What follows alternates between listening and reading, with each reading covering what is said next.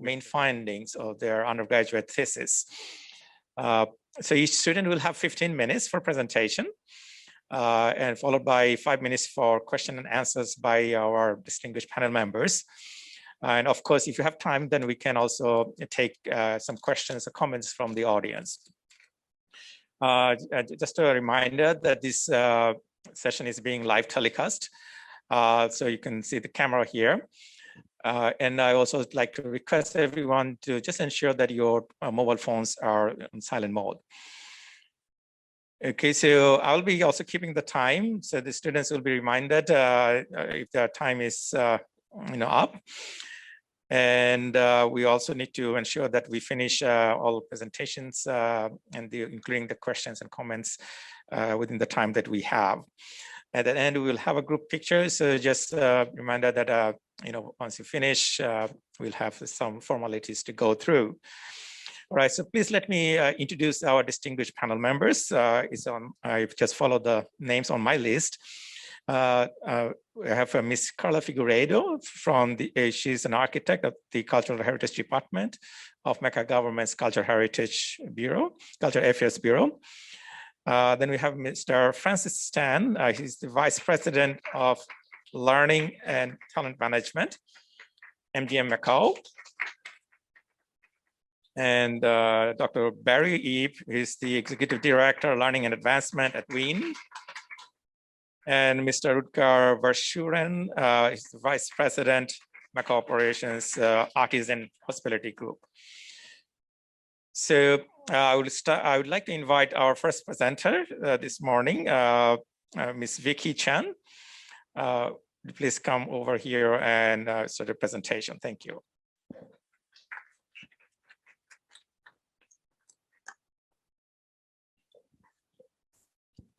Can I start now? Sure. Hello, everyone. My name is Vicky, and today my thesis topic is what did the lecturers experience while teaching online during COVID-19? At the very beginning of this presentation, I would like to highlight the importance of this research. The popularity and importance of online teaching has increased globally in recent years. Literature has reported that the issued online bachelor's degrees increased significantly between 2002 and 2012 in the USA. Similar results have been reported in some other countries, such as Australia and China. More importantly, after the outbreak of the COVID-19 pandemic, many higher education institutions across the world have switched their physical traditional teaching to the online teaching mode. There were many lecturers who were the first-timers to teach online. Teaching tourism and hospitality-related courses is not that easy because it may involve some practical and hands-on components. So the students can learn and develop their skills through those practical components. Those skills could help them to better adapt to the tourism and hospitality industry in the future after their graduation. However, the thing is, without practical components in the physical classroom, instead of it, we learn that online students may not learn effectively and successfully through the online classes. And on another hand, those lecturers who were the first-timers to teach online. Therefore, it is important for us to understand the experience of the online lecturers. The present study aims to explore the experiences of tourism and hospitality lecturers who switch from the physical traditional face-to-face classroom teaching mode to the online teaching mode for the first time in the higher education institution in Macau. In today's presentation, we will have a look at the review of the existing literature first, followed by methodology, findings, and also the conclusion and implication of this study. First, I would like to start with the review of the literature. The earlier studies have mainly focused on 4 aspects: uses and impacts of technology, benefits and limitations of online education, strategies used for increasing the effectiveness of online education, and also the roles and competencies of the lecturers. However, the earlier study have mainly focused on the lecturers who already had the online teaching experience, but highly ignored those who are new and inexperienced to online teaching. Moreover, the existing literature mainly examine the issue from the macro perspective, that is from the university, industry, and also planning perspective. But they didn't say much about from the micro perspective, which is from the operational level. The point is, without understanding the issue from the micro perspective, that is at the operational level, we couldn't actually successfully develop the online education system. In order to fill these gaps, so this thesis examined the lecturers' experience while teaching online for the first time during COVID-19. I will explain the methodology used in this research. This study was conducted in Macau, as a number of lecturers who were teaching online for the first time in Macau. This study has used a qualitative approach to understand the experience of lecturers. The purposive and the snowball sampling method were used to recruit the participants who were teaching tourism and hospitality related courses. Regarding the data collection, semi-structured interviews were used, and in total, 20 interviews were conducted. The collected data were analyzed by using the thematic approach, and in total, 6 themes were developed and separated into different sub-themes. In the next section, I will introduce the main findings of my research. I would like to start with the modes of teaching. As identified by my participants, there were 2 modes of teaching, basically, the synchronous mode of teaching and asynchronous mode of teaching. While using the synchronous mode of teaching, lecturers appeared physically online in Zoom or Microsoft Teams and provided lectures to students who also appear online. The remaining of the lecturers, however, used asynchronous mode of teaching, which means basically they uploaded PowerPoint slides with the inserted audio or narrations in the common file sharing platform, such as Moodle or the Microsoft Teams. Here are the major challenges that participants experienced: the lack of time for preparation, unfavorable teaching environment at home, and also they have encountered some supervisory issues. The higher education institutions usually provided lecturers with a very short notice to prepare and conduct the online classes. The problem was many of the lecturers were not ready for the immediate change. Moreover, some event components that included some practical and hands-on components could not be included in the online classes. The second challenge was the teaching environment at home. The environment at home made it difficult for lecturers to concentrate on delivering their course content due to the family issues. There is also no assurance that students were paying attention to the online class because lecturers actually couldn't force students to switch on their cameras due to the privacy issue. And also, it was difficult to assess students' performance during the exams. These were the major benefits of online teaching, as reported by my participants: the flexibility and also the availability of recorded materials. most of my participants believe that it saved their commuting and also self-grooming time through doing online teaching.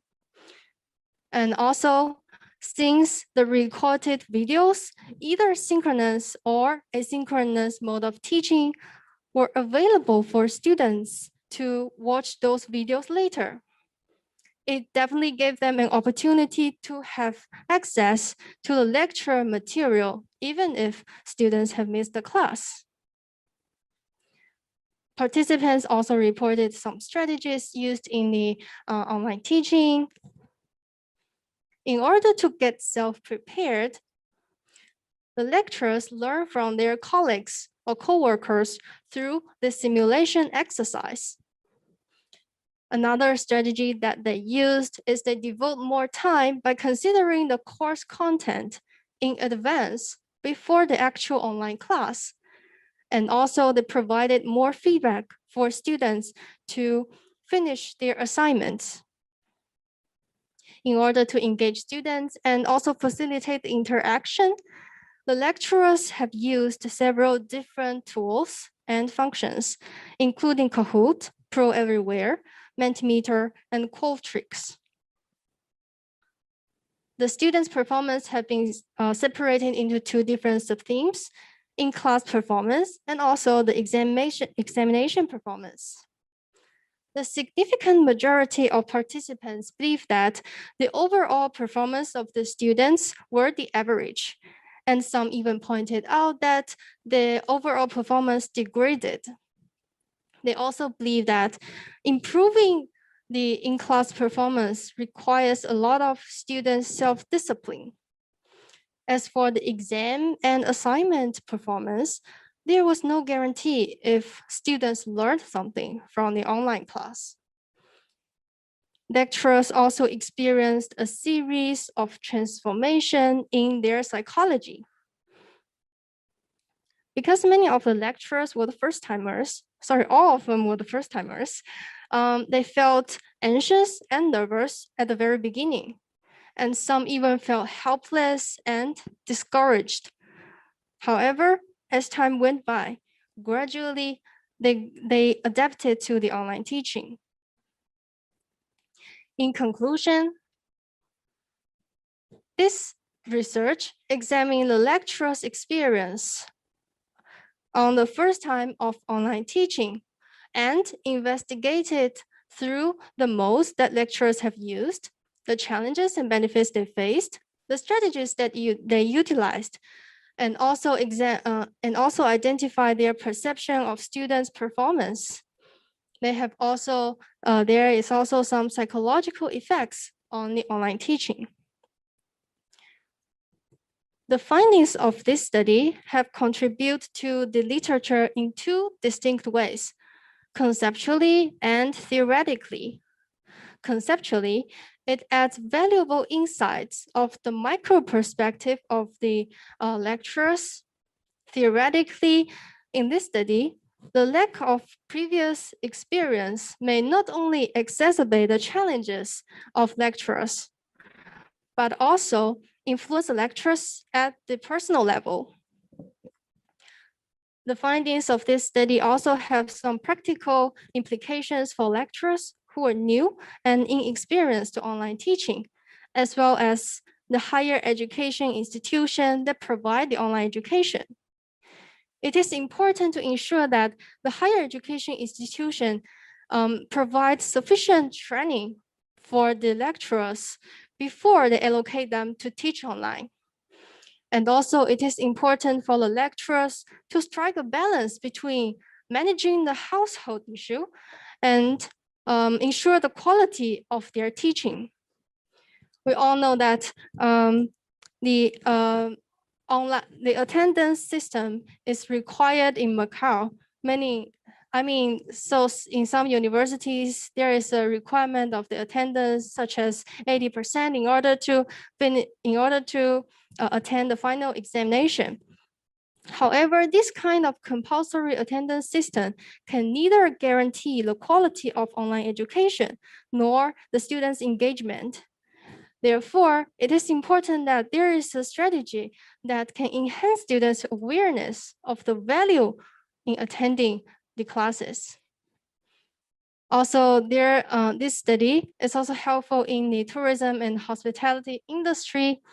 As I mentioned earlier, some event components that involve some practical components could not be successfully developed and included. Therefore, it is important for the industry and also the higher education institution to communicate with each other and have a dialogue to figure out a suitable solution to cope with this kind of issues. It is important that there is a dialogue if the industry have come up with some ideas on what kind of components, what kind of practical components should be included in the in the online education system. Then the higher education institution can also include those ideas on their revised curriculum. One more important thing is that the digitalization and the technology is going to be the future. But how can we achieve that? How are we going to achieve that? Definitely, there needs an interaction between the two parties, which are the industry and the higher education institution. Thank you for your attention. This is the end of my presentation. Thank you, Vicky. Now I would like to open the session for comments or questions from our distinguished panel members.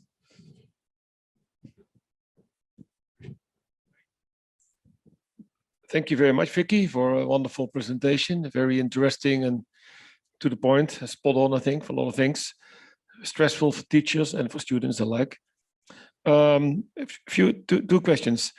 One is, you think this online learning, does it affect the end results or the scores of the students at the end of the day, that they miss out, they don't, in their report scores? That's the first thing. But then more on your topic, my question is for blended learning. Have you heard about blended learning? Yes, you mean, so we have the online and also physical learning at the same time? Yeah, would it solve a lot of problems that you found during your study? Yes, thank you for your question. I think for the blended learning, so actually in this semester, many of the higher education institutions were doing the blended learning. So some are doing the physical and also they have the online students in Zoom. Maybe, in my opinion, so for the quality of teaching in Zoom may not be guaranteed. So how you can, I'm not sure for some lecturers, but in my own opinion, the lecturers would mainly focus on the students who are in the physical classroom. So rather than the Zoom. Yeah, that's my own opinion. Yeah, but this is also a very good, how do I say, a suggestion. Yeah. Yeah, please. I think, Vicky, thanks for the presentation. I think it's really good. My questions will be when you formulate your research strategies, have you considered other options, for example, to observe the teaching of all those first-time teachers and also maybe collecting feedback from the students? Have you considered all those? Yeah, actually, the limitation of my study is I only look at from the lecturer's perspective, but I agree that it is also important for me to look at from the student's perspective, so that I can have more feedback and how, what kind of strategy can I use to improve the overall online education system. Yeah.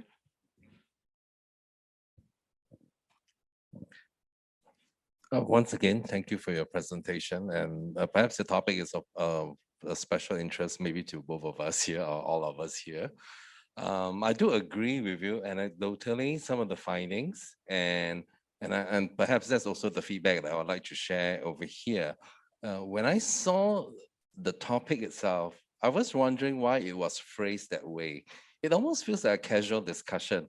What is the experience of a first-time lecturer? Yada yada, right? Versus a it feels like it's only one-dimensional, whereas the research may be more layers to that. And some of those layers did come out. So that would be one of the things that, as a starting point, from a research perspective, from the way the title is put together, whether that is something for you to think about.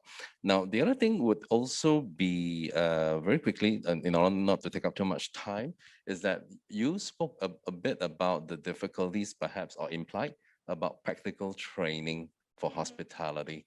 And I was hoping to see a little bit more follow through. And again, perhaps due to the scope of your research and all, and there wasn't perhaps sufficient treatment on that. But by and large, I can see that you put in a lot of work in this research and your presentation. So well done on that.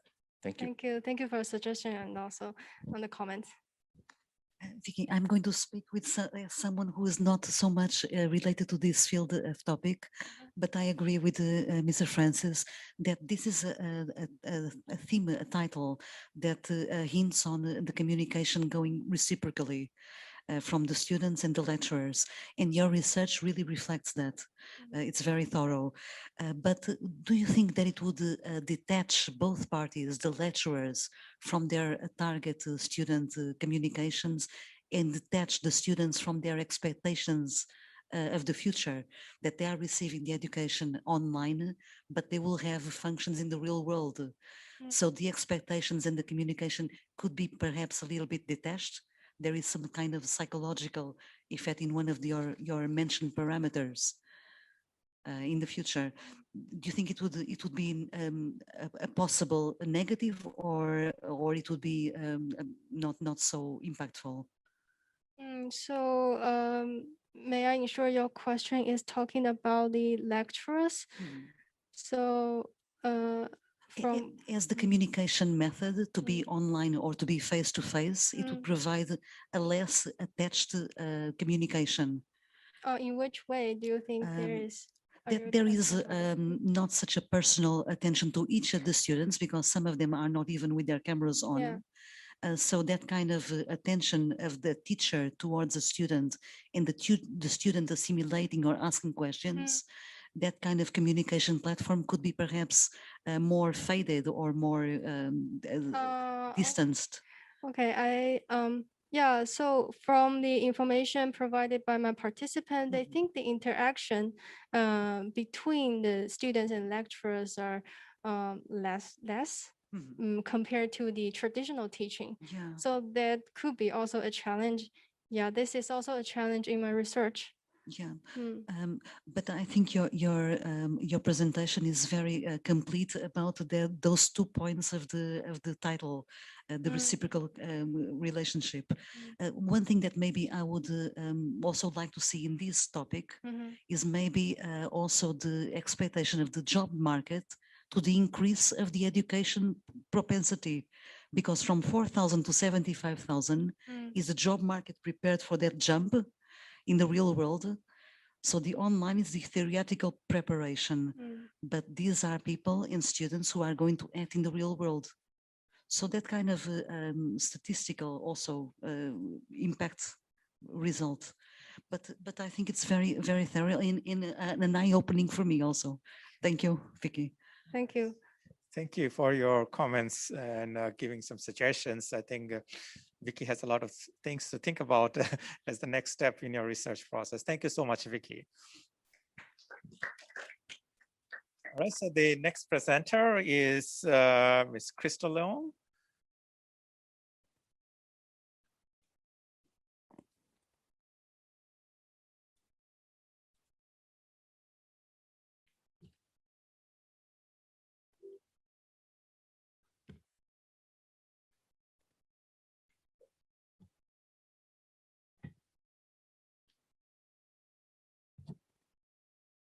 So good afternoon, everyone. I'm KRYSTAL. Today, I'm so grateful that I can be here to present my thesis.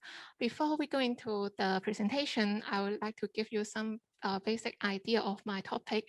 In 2020, Macau tourism and hospitality industry has been facing a lot of challenge which come from the COVID-19 impact, and the fresh graduate is also facing a challenge of finding a desired job in the market.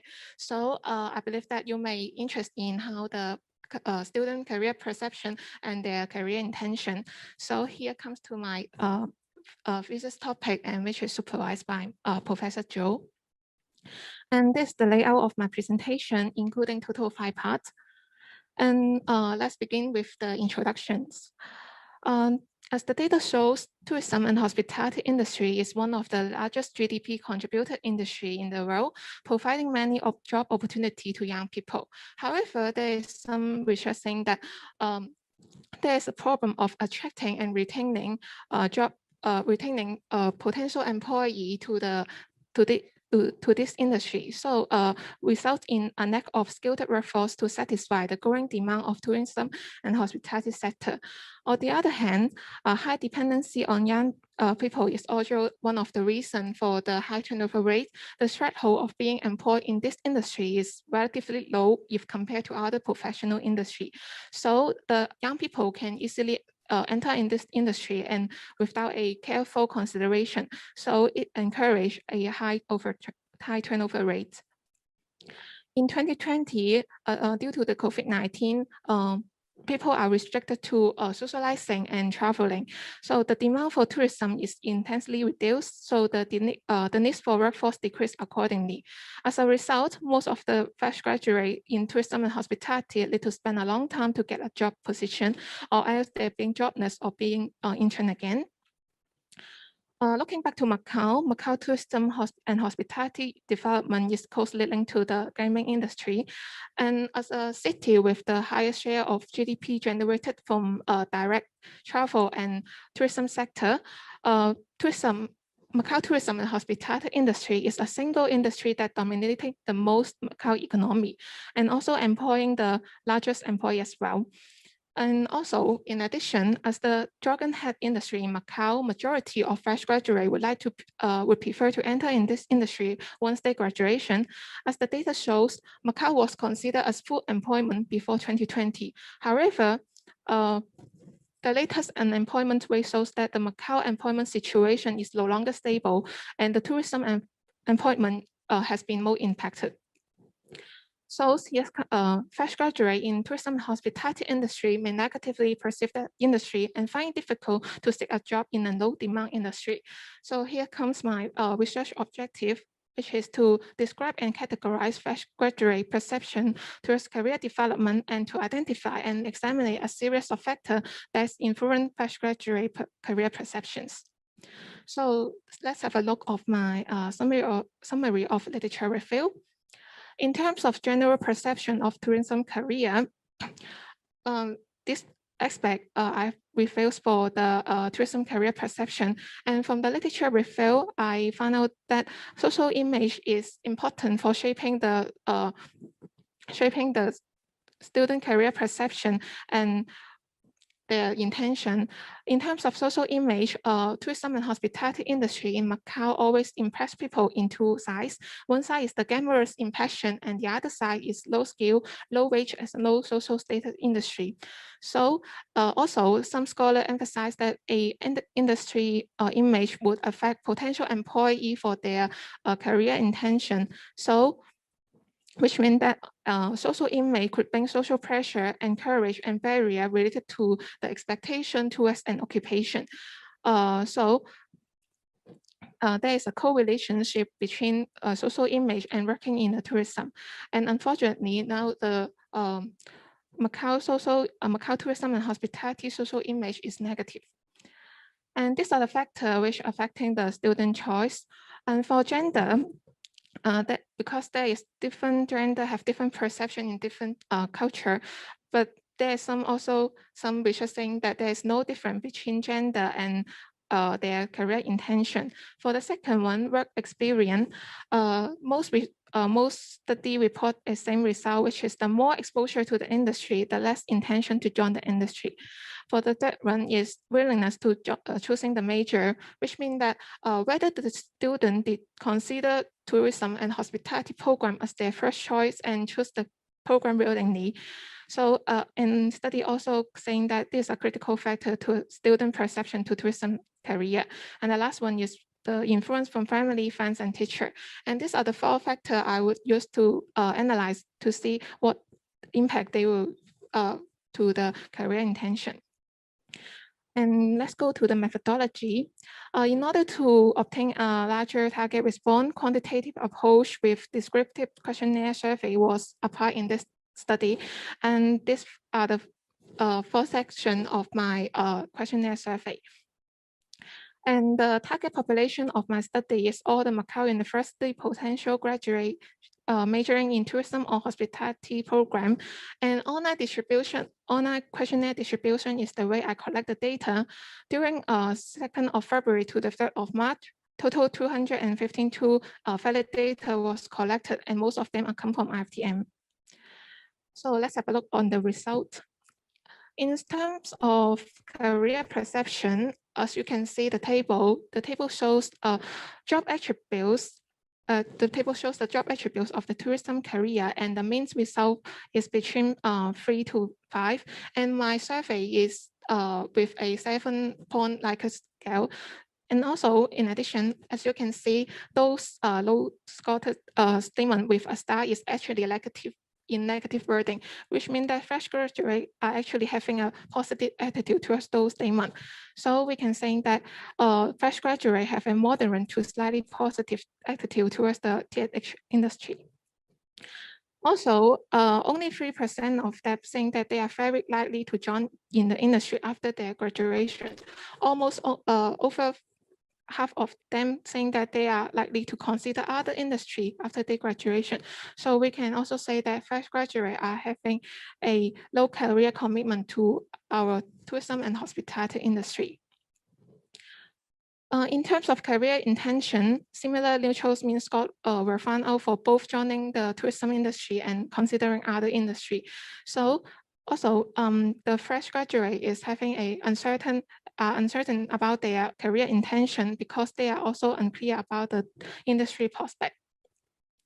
The results also saying that most of them believe with the COVID-19 has negatively affected the employment intention in the tourism industry. This is reasonable because finding a job is their current short-term concern.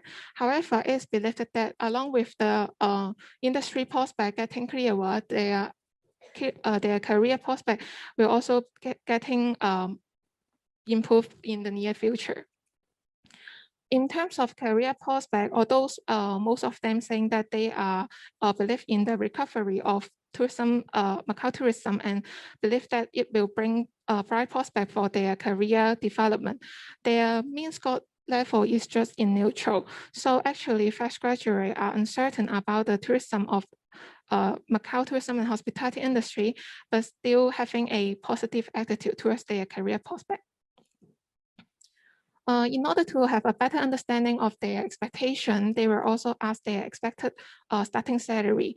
Their expected starting salary was decreased to 13,000 to 15,000 if compared to the 2019.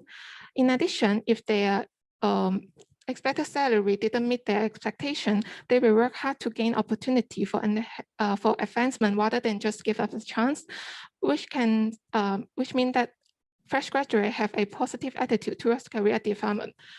Besides, they believe that work experience can also be a good assistant for enhancing their competitiveness. So they will work more. They will put more effort on their practical experience to enhance their competitiveness in this current negative employment situation. One of the highlights of my study is the perception dimension. Factor analysis helped me to reduce a large number of job attributes to fewer number of dimension aspects. And total 5 underlying dimensions were identified, and those are the following 5. And the percentage shows how strong each dimension can explain the variance. And also, as you can see, the intrinsic attributes can explain the most, which means that fresh graduates concern the intrinsic attributes the most for career development.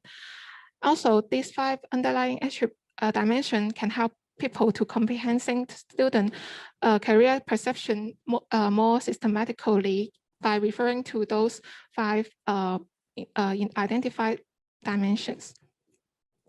As I mentioned before, factor influence career intention, and I found out that there are 5 factors that have impact on their career intention. And there are some findings I would like to highlight is that for those who have work experience in the industry, we're more willing to pursue in the tourism and hospitality industry. And also they will also consider other industry. The reason is maybe they, for those who have work experience, their exposure to the industry is more. So they have more understanding about the industry characteristic. They are more value every chance to be employed rather than those who without work experience. Also, male students tend to leave the tourism and hospitality and consider other industry. For the implementation, since the results show that faculty have a positive impact on their fresh graduate career perception, so we suggest that educator can provide additional career consultation with own practical experience, which can also be a guideline for fresh graduate correct career path, and also shaping the student perception positively. Also, they can enrich the extra activities with the industry professionals, such as some talk with role model in the industry, and also some casual meeting with the industry. And since the COVID-19 may discourage the prospective student to enter in this industry, so I also suggest that the educator can raise the quota of admission scholarship for tourism and hospitality program, which can attract more prospective students and also makes them to first choice the tourism and hospitality program willingly. Also, for the industry professional, it is suggested that to provide more internship opportunity and expand the job responsibility. It can not only allow students to explore more side of the industry, but also can enhance student recognition of own ability and contribution during their internship program. Because since in my study, we found that male is more willing to leave the industry after their graduation. So I suggest that both educator and industry can put more effort on changing the traditional career perception of gender, which is making male also think that they are suitable for providing service in caring and serving, and also they can feel satisfactory by bringing happiness to people. And also it's believed that making the industry power being more gender diversified can benefit for the sustainability of tourism development. So this is the end of my presentation. Thank you. Right, thank you, Crystal. So again, I would like to open the session to our distinguished panel members for your questions or comments. Congratulations on the presentation. Very interesting topic. I think that this is still we don't know how the things are going to develop, and the expectations are depending on where we end up. But maybe the hospitality and tourism industry is possibly also still evolving, and this impact of the pandemic is going to have an impact. So maybe it can also, on the positive side, make the industry more specialized. And because it's a matter of supply and demand, as long as there are people who are willing to travel and to have needs of services for tourism, which we'll always have, there will be a need for a specialized service to accommodate and to support this supply. So I think I'm looking also at the positive part, and I do think it's a very charming and charm field profession, so in sector. So it's not, in my view, I don't know of it being associated with low skill, not at all. I think it's associated with the social skills and the marketing and all the specialities that go with it. So I think it's I'm with the sector of the positive part. Thank you so much for your comment. Thank you. All right, thank you. Again, this is the topic that, of course, is also of interest to me. And I can't help but when I listen to your presentation, I do compare to the rest that I've listened to since this morning. I think one of the things that you've done quite well in this presentation is that there's a logical flow to that. And so all of us sitting here, listening out for, is that something new? Do you have a strong business case? Do you have a proposition that we can be convinced via your study? And so I know you done this via perception survey, right? Yes. Through survey, and I'm quite surprised many things that you can flag out from a perception survey. My job is not to question the robustness of the study, but certainly is a good starting point. And like I said, there's a logical flow to that. And so what is my takeaway from here is that, you know, there are a couple of propositions that you put up based on your argument, and I could go back and think about it. So on that front is good. One of the commonalities that I've noticed so far in the presentation is that the literature review is very anecdotal and nobody came out to give something concrete. So I would love to see something concrete from literature review that matches your finding, and that will make your case even stronger in terms of your proposition. All right, that would be my suggestion for you. Thank you. Thank you. Krishna, I like your work. You put in a lot of work. For what I found from the few presentations I've attended today, I think your sampling size is the biggest. Yeah, I think this morning I have attended, I think, the presentation with 20 interviews or 15 surveys and things like that. You have 252 responses. I think that's good. But I'm just wondering something, just a comment to make regarding your research topic. I'm just curious, I think if you conduct the same research to the legal industry, so as the legal industry, the retail industry, the findings could be very much more or less the same. So I think in terms of the value of the research, if you focus on the career choice of the graduate within the hotel tourism industry, I think the value will be higher. For example, some of them would like to be focused in F&B. Have they changed their mind into hotel operations or hotel operations, want to switch to gamings and things like that? I think the value will be higher. That will be my comment to share with you. Thank you. I agree with this. Thank you for your suggestion. Yeah, thank you, KRYSTAL. Very interesting. Actually, maybe nothing changes. I graduated in Holland in 1985. And out of my class, only a few end up in the hotel business. So what has changed? I think it has to do, maybe there's something more to it. And it is managing expectations. So students who enter the study for hotel industry or tourism related, what were the expectations when they started? I think that's maybe missing. That could be one of the questions. So, okay, what did you expect when you started here? Are you expecting to work hotel, or did you expect to work in the service industry? From my time, that I talk about many years ago, we started studying hotel business, not so much to work in a hotel, but to work in the service industry, because hotel students are wanted in the service industry. Could be banks, could be retail, could be anything, could be many areas. So that's one thing. Then also, I think there's obviously a gap between the expectations and when they finally graduate. And you mentioned here one of the slides, social image is a big thing. So what can be done? Because you just say in one of the slides, bring more happiness. What is happiness? How can you make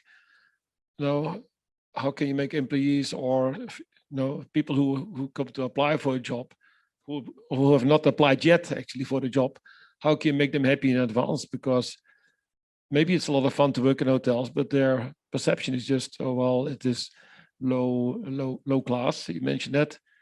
And the social status and so forth, social image is not so good. So I think there could be more detail in that one. Also, not to be critical, but I think you may have split what kind of jobs are more or less desirable. From experience in Macau, I can see that many graduates prefer to work in marketing and sales, guest relations, the fancy, the nice, good-looking jobs, glorious jobs, and not so much in the service, hands-on, because of the shifts, because of the weekends work, because of the evenings, and so forth. So that could be, is that one of the big issues or not? So I think you could have gone a bit more in depth, but overall, yeah, it's very alarming for us, I think, to see that only 3% is wanting to work in the hotel industry. Thank you very much for the heads up. Thank you very much for your suggestion. Thank you. All right, thank you. Thank you for your comments and suggestions again. All right, so I will now like to invite the last presenter at this session, ERIN Wong.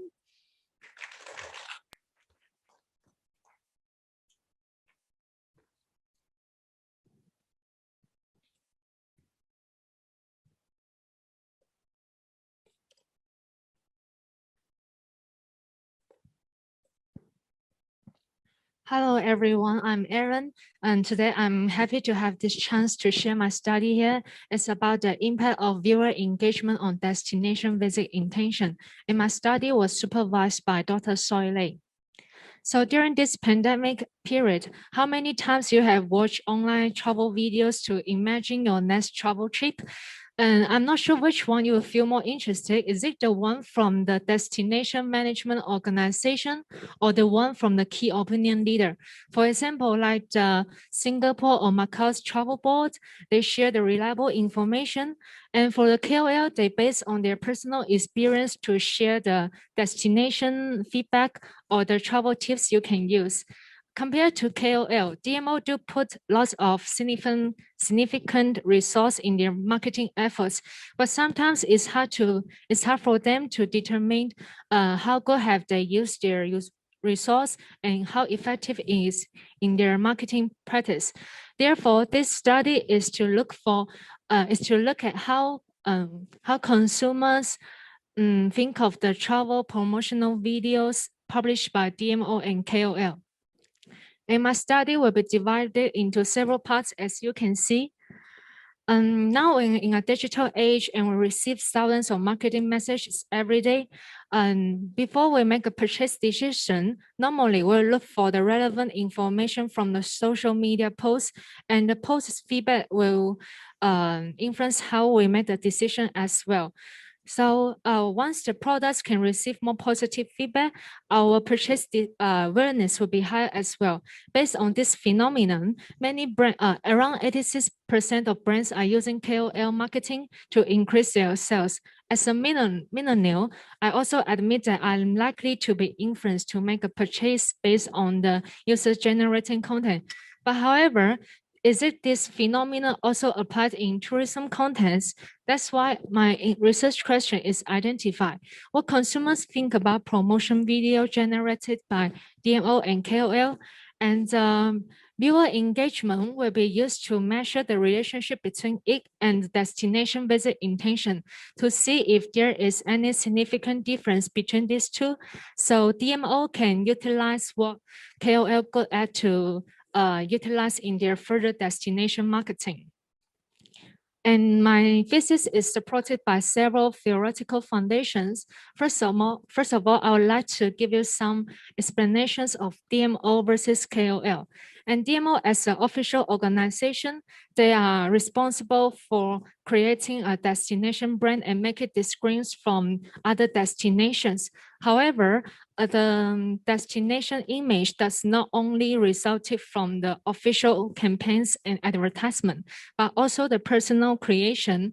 For example, like the KOL's travel floss and yes, they are travel floss. But however, we found that in producing content, tourism content, DMO only plays a limited role because most of the travel videos are uploaded by the individual instead of DMO.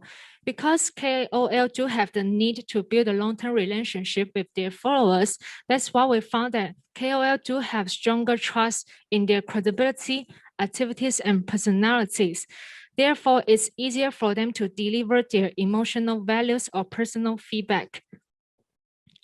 And so for the factors, impact us how to perceive user-generated content, from the literature, we found that the quantity of posts, views, and reviews will influence us how to perceive the content creators' credibility and the usefulness. It's found there is positive relationship between this Another is the social engagement. It's found that the audience will prefer the content which can receive higher comments, likes, and shares. And the consumer engagement is the tool that we use to measure it and the visit intention. This is a multi-dimensional model. So as you can see, first we start from the identification. This is the correlation between the self-image and DMO's image.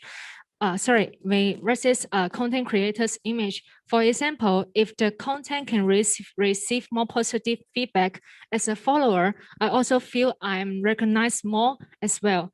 And enthusiasm is about whether we can feel the assignment feeling in the content. Attention, it represents whether we can fully concentrate on the content. Absorption is the higher level of attention. In this stage, we can feel time pass faster, and interaction is the last stage, which means the communication willingness between the consumer. So based on the above explanation, I came up with 6 hypotheses, and it's assumed that all relationships are positive. For example, like a higher identification can increase visit intention, higher enthusiasm can increase visit intention as well. So in my methodology, I distribute the online surveys to ask the feedback, which is the quantitative method. And to develop my question, I use 5-point Likert scale from strongly disagree to strongly agree, and multiple questions to ask how the consumers engaging in the contents. At the end, I have collected 285 questionnaires in total from Hong Kong, Macau, and mainland area in Google Form and WENG.com. And last step is my statistical analysis. So in my questionnaire, I distributed into KOL group and DMO group, and all the respondents will answer the questionnaire only one time. So my question starts from, have the respondents watched the travel videos published by KOL or DMO? If they have ever watched, they're able to answer the rest of question. The second part is to ask about their personal habits when they are watching online travel videos, like their subscription number, their spending time on the video. And the third part is the most important part, is to understand the relationship between their viewer engagement and visit intention. And lastly, the demographic information is collected. So to analyze my data, I use 3 methods to analyze it. The first one is multiple regression, and the visit intention will be last outcome, which is the dependent variable. And another 5 dimension will be the independent variable. Another method is the independent sample t-test to compare these 2 independent groups, whether they have significant difference. Lastly is the descriptive analysis. So as you can see, the gender distribution is quite balanced. The male and female is half-half, and most of respondents are young people, and they are well educated. And we found that most of them are students, and some of them are employees. So this is the regression model to estimate the relationship between the visiting intention and consumer engagement. As you can see here, the R-square, meaning that 76% of visit intention can be estimated by the consumer engagement here, especially for the identification and enthusiasm. These 2 are the most important factor to estimate the visit intention. For example, if the viewers can build a positive image, or they feel more excited during the time when they're watching the video, they would like to visit the destination as the content creator. But one interesting finding is the interaction.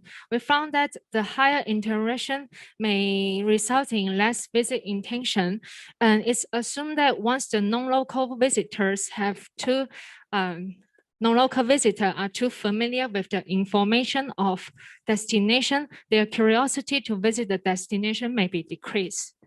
And this table is for DMO's regression model. Even though the R-square is not low, but we only found that the only absorption is the only dimension that can be used to estimate the visit intention. But this one is also highlighted the importance of absorption, since even though the sample size is not big, this is still the important factor for DMO to increase viewers' visit intention. So this is the comparison table between the DMO and KOL. From the t-value, we can see all of the t-value from KOL group are higher than DMO, which means that overall engagement level in all dimensions of KOL video is higher than the DMOs. And especially for the enthusiasm, this is the factor that two groups differ most, which was related to our regression model just now, since we found that enthusiasm is the highest factor that can be used to estimate the intention. So based on my explanation, the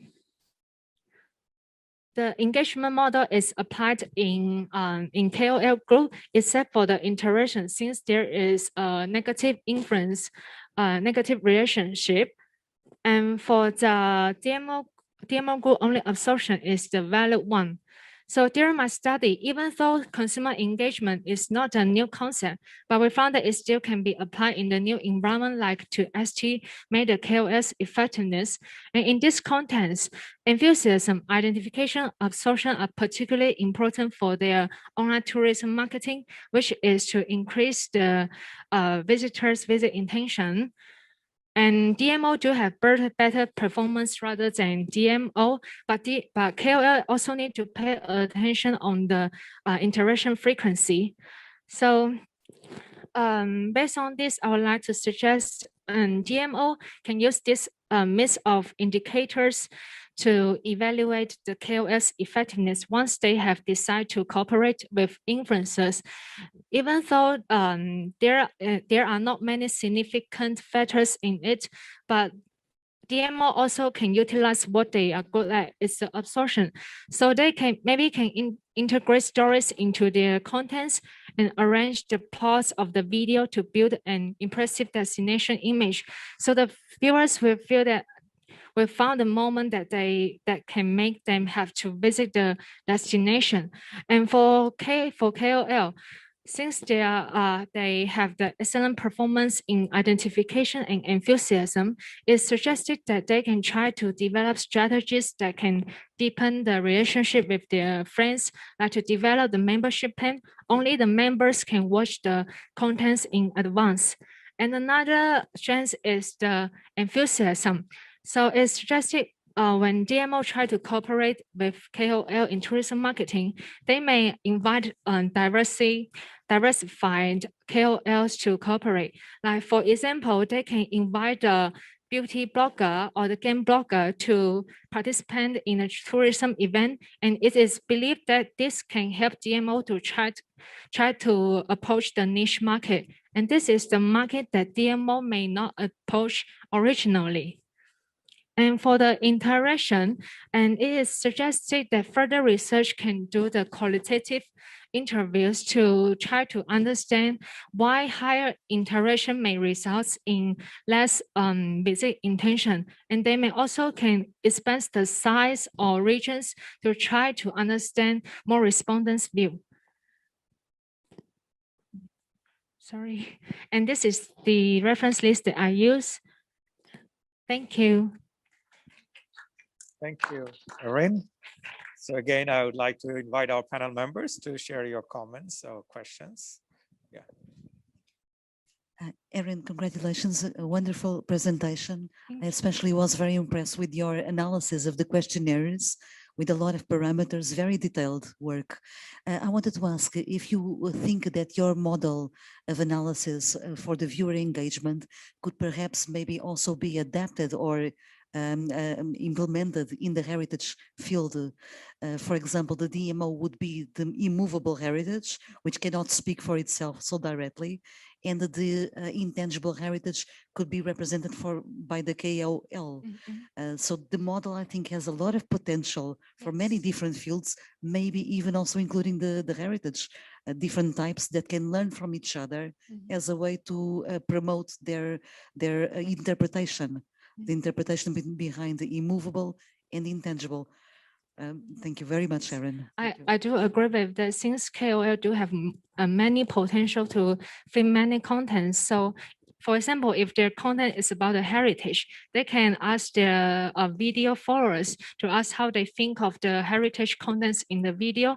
So the DMO can use the data in it to try to make the further strategies to improve that. Exactly.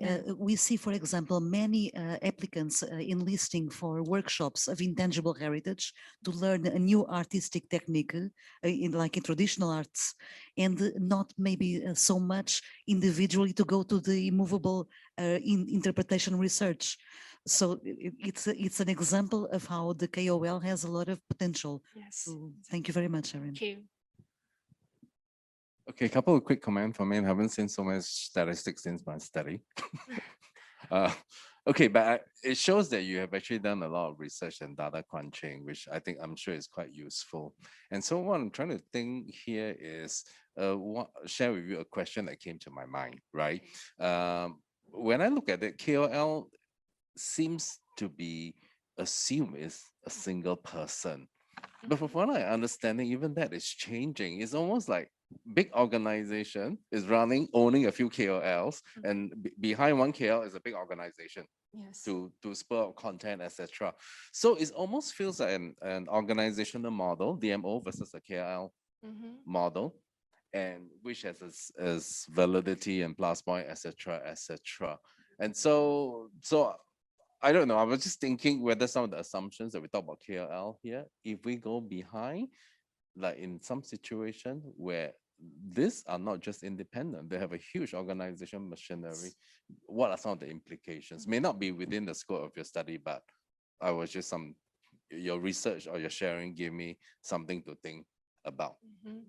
Yes. Okay, all right, thank you. Because in my opinion, since the popularity of KOL, so there are many maybe media organizations to manage their artists like a KOL. So I think maybe DMO can also apply what you say. Maybe they can try to manage the groups of KOL to promote what they want to build in the destination image. Thank you. I mean, thanks for your presentation. After listening to your presentation, I noticed you have could be a potential in doing research after your study, because I think you are good with number crunching. My questions will be where I think you look at compare about the effectiveness between DMO and KOL. Have you looked at the risk factors as well about two different options? I think the risk factor, I mean, for example, the KOL, I think could be damaging the brand after saying something wrong or whatever. Yeah. Have you take all those factors into account when you're comparing two? May I double confirm your question is to ask about the risk factors between two options? Yeah. Because I think in the corporations, we need to look at the effectiveness, and also we need to look at about the risk management as well. Yeah, when we use our person like a spokesperson of KOL, after we build a relationship with that person, he or she made something wrong in the future, yeah, or have some misconduct in the industry, that could be very damaging. Yes. to the brand. Yeah, that's something I would like to ask. Yes, I do agree with that. But I think that maybe also there can be the risk or the chance for the brand.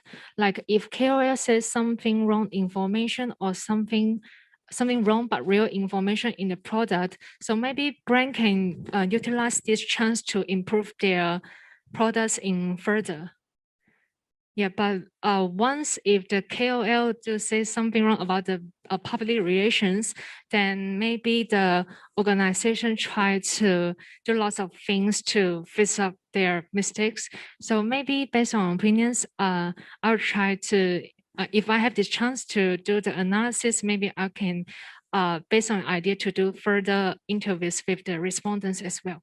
Thanks for the comment. Yeah, thank you very much, ERIN, for your presentation. It's interesting to see this comparison. I think the DMOs are much more static and more factual, I think, than KOLs. KOLs tend to be very subjective. And I think the consumer is also not stupid anymore. They know that KOLs get benefits if they talk about a certain product or even destination. I think the DMOs are also, whatever they produce is usually long-lived, while a KOL has a very short lifespan. Someone posts something on an experience that is valid for a short time, and after that it is washed out and bring on the next KOL. It could be a hybrid, as was mentioned earlier, that you have DMOs who also use KOLs to get a point across, which is probably a very good combination. That could be worthwhile to investigate. I think one thing is missing is the type of platforms, of media platforms, that is being used by either DMO and or KOL. KOL is often, as you probably know, the typical social media sharing platforms, and DMO is much more on the typical websites and maybe some newsflash, and becomes less juicy, so to say, than KOLs. Yeah, if there's any question I have here, so many actually, but would you see that the DMOs are using KOLs in the future more and more? Maybe in the destination, the popularity is not that high, but we can see that now there are brands that are using KOL to promote the tourism products, like the hotels and restaurants. And because this also can be the factor key to attract the tourists to visit the destination. So maybe DMO still need a long time to have a better use of influencer marketing in destination way, but in like the restaurant or the place that visitors have to visit, I think KOL can contribute their power. Thank you. Thanks for the comment. All right, so thank you so much. Thank you, everyone, once again. I understand we are, getting into the lunch break time. But before we conclude, I would like to present certificates to our student presenters. And I'm sure, you have a lot of questions and many other comments. I had to resist myself taking part in the discussion even, but I understand the time was not enough. But, this is the 1-year work presented in 15 minutes, which do not do justice to the amount of work they have done. But again, this is mainly to share, but and then these abstracts will be available, the extended abstracts will be available on our library website.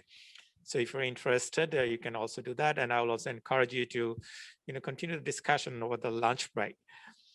So I look to call upon Miss Vicky Chen to receive her certificate.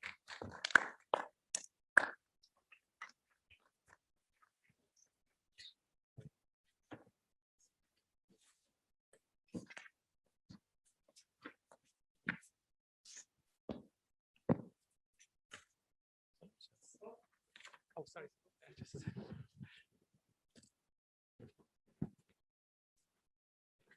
you. Next is Ms. KRYSTAL LEONG.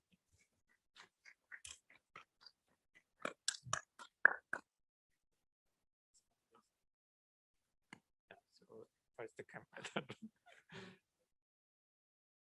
All right. Okay. So,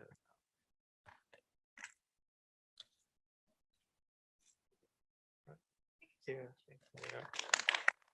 And now Miss ERIN Wong.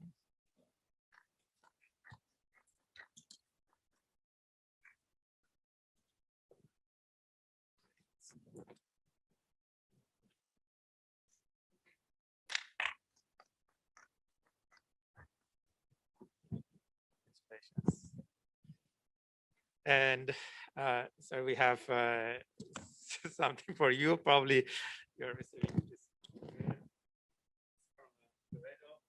Thank you so much. Pleasure.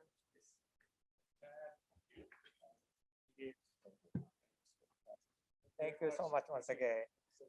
Thank you. So I would like to invite you to all post-lunch session at 2:15. That will be in the ballroom next door. Thank you so much. Okay, sorry, one ritual we have to go through, which is a picture. Okay. Yeah. So the presenters, we just come here. Sorry, the lunch is based upstairs. Upstairs, right? Yeah. Third floor. Yeah, please, we take a good picture. Little light. And on one side. Yeah, just a second.